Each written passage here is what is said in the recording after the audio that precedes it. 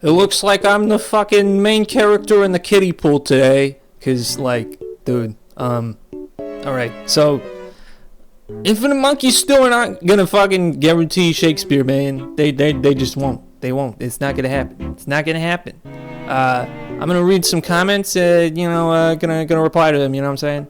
So, let's go with the first one. Here you go. Incorrect understanding. There are 44 keys on a standard typewriter. The more appropriate analogy would be a 44-sided die and rolling a specific outcome on the die for every character in a work of Shakespeare. In fact, because of the setup of the question, the odds that the monkey types the same letter for all to infinity is lower than the odds he creates the works of Shakespeare. Because he'd have to press the same keys sequentially for longer than the works of Shakespeare.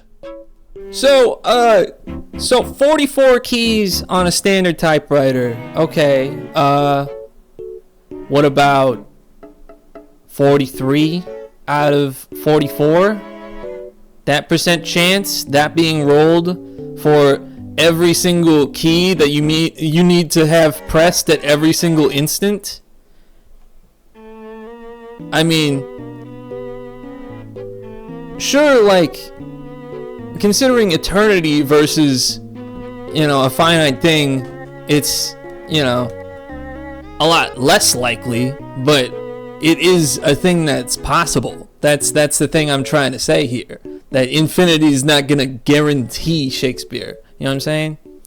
Like, that's literally the thing.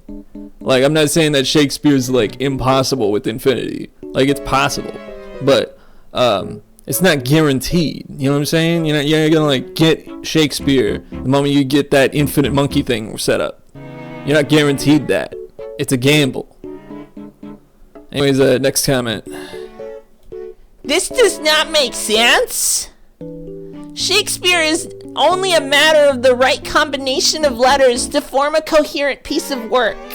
It is by all means finite. Yeah. Here's the same thing again. It's finite. Yeah. It's more likely, yes, to have Shakespeare just randomly, all those keys and stuff, pressed in the sequence and stuff, then the same key pressed for all eternity. But the point is that it's possible. You know what I'm saying? Like, it's possible. Like, yeah, sure, there's a finite amount of letters in our alphabet, sure, whatever, but like, I mean, it's still being rolled each time for every single letter that you're not looking for each time. You know what I'm saying? So that's the thing. That's the thing. All right, next. Me when I don't know math. Me when I spread misinformation online. Well, fucking no math. Fucking stop spreading misinformation then, you dingus.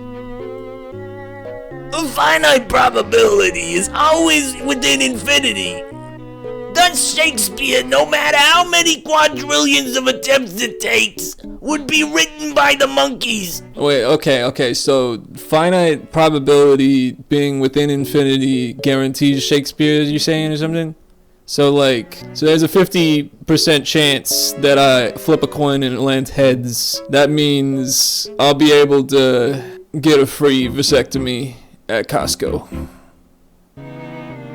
Okay. The chance of a monkey typing all of Shakespeare's works is just the number of letters on a typewriter to the power of the number of letters Shakespeare has written. So if you just keep trying infinitely, you'll get there eventually. Okay, give me a second here. So, the chance is equal to the number of letters that he wrote. Okay, so if you flip a coin 3 times, are you guaranteed to get the fucking face that you called? Like, I mean, like, that's all the, things that can land, right? Those 2 things, you exhausted those 2 things after 3 flips, right? Right? So if you call tails and you flip a coin 3 times, if it didn't land tails the second time, Or the first time, it'll land the third time, right? It is, however, still impossible for Shakespeare to write an infinite amount of random nonsense, which is another point for the monkeys.